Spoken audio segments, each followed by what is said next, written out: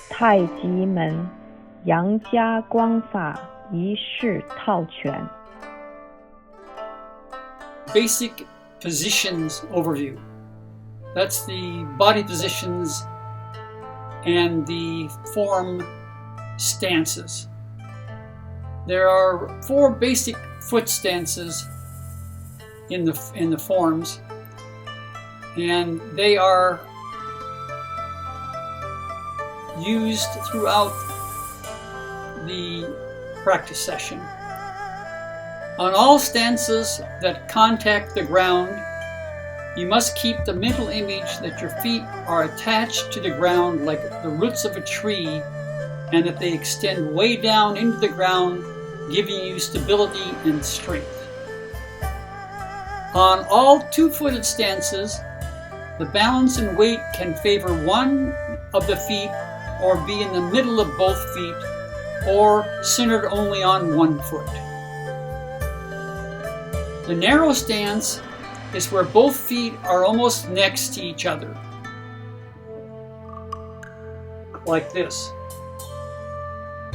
It's like standing at attention for the military. It's an equivalent. The shoulder width stance is where the feet are shoulder width apart. They're shoulder width apart as you come down from the shoulder down to the feet, they're shoulder width apart. The normal stance is where the feet are 2 1/2 of your feet apart as measured from the heel to toe of each foot. So you would start here, and your foot would be like this from heel to toe, and then the other foot would be here, heel to toe, and then you go 1/2 foot. So that's 1, 2 1/2 between the feet. That's how you measure it. And you can measure the feet while you're standing parallel, and then if you turn the feet so that one foot is at the front and the other foot is behind, you'll still find that from heel to heel is 2 1/2 feet. The wide stance is where the feet are 3 feet apart as measured from heel to toe of each foot.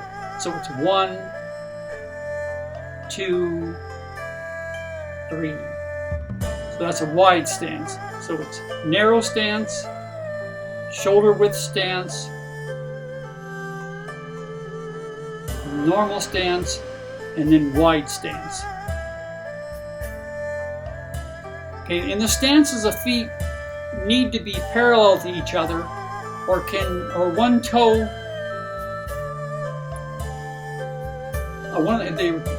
they need to be parallel to each other, or one toe can be one of the toes can be 45 degrees inward or outwards related to the other foot. So if they're not parallel to each other and they're in line, they'll never be in line straight ahead. Because what happens when they're in line straight ahead is you have no balance. So what ends up happening is you can teeter off to the left or the right side. While if they're not directly in line, right now each foot is basically holding part of the body, and it's hard for it to body to tilt or fall over. And when they're not in parallel and they're in line, not directly in line, but when they're lined up in a single line, their trailing foot will be 45 degrees out from the leading foot. That gives you maximum stability. Okay, there are multiple hand and arm positions. The most common are done using both hands. One hand position, which is referred to often, is called catching the ball or catching the beach ball. And what that refers to, visualizing a ball as big as a basketball or a beach ball, and you catch it between two hands, and usually it's caught over a thigh, down low off the body, over one thigh or the other thigh in preparation for a move, or it can be at mid-body width, and it can be either left or right hand on top, as long as the space between the hands is equivalent to a basketball or a beach ball. The hands can also be together facing each other in a reaching or grabbing motion. Then together they also will be a space in between, the size of a baseball or a small orange, and they will be facing each other. And this is out way away from the body, leaving the space like you're grabbing something.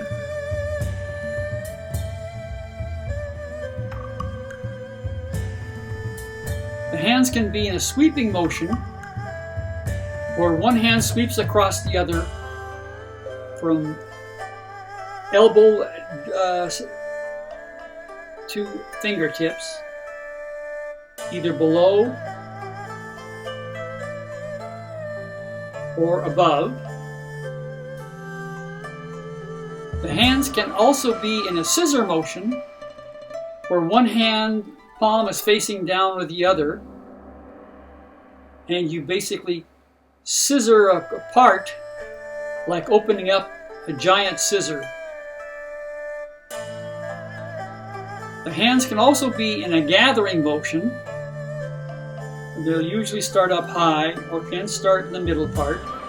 What they'll do is they'll go out, around, and come together either at the waist or down at the ground, with the palms crossing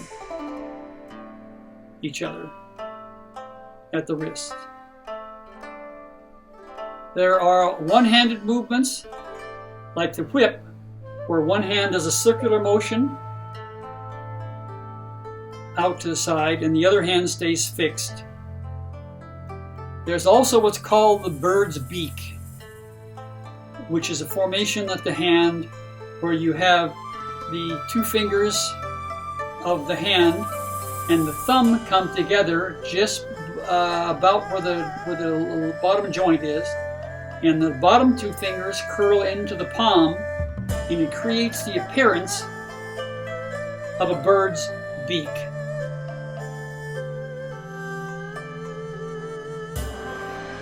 Other movements bend one or both wrists with palm facing outward like in a pushing or stopping motion. So it can be one hand, the other hand, or it can be both hands. And the wrist will be bent, and it's like you're pushing. And there are some moves that require the wrist to be rotated. So one hand will touch the other hand, and it will help the wrist rotate. And there's also a rotation where you coordinate the ankle and the wrist of one hand. So you have a fist and you rotate the wrist like that, and you do the same thing with the foot that's off the ground that's there. It'll also rotate on the ankle and back and forth. The body can assume many postures, but there's a basic starting posture. It's a shoulder width stance where you're standing together, arms hanging down to your side, but not touching the body, leaving a space under the armpits like you're holding a baseball or apple with the armpits. The knees should be slightly bent.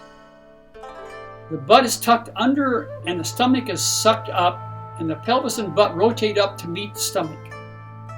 The spine should be as straight as possible up to the head. The chin tucked in. The head is balanced on the spine like it was attached from dangling from a string.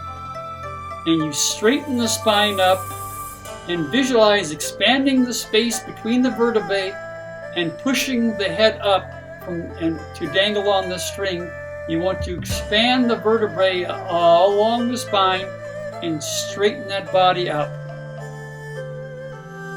Each body part has a coordinated movement order in relation to the other body parts. And this is outlined as following. The mind follows the breath. The feet follow the direction of the mind. The legs follow after the feet. So you would rotate the feet and then the legs would follow. The body, when you rotate the legs, the body will follow. Then the arms follow the body. And then the hands follow the arms. And then the fingers follow the hands. And the eyes follow the fingers. And the head follow the eyes. That's the basic order that the body parts are executed in.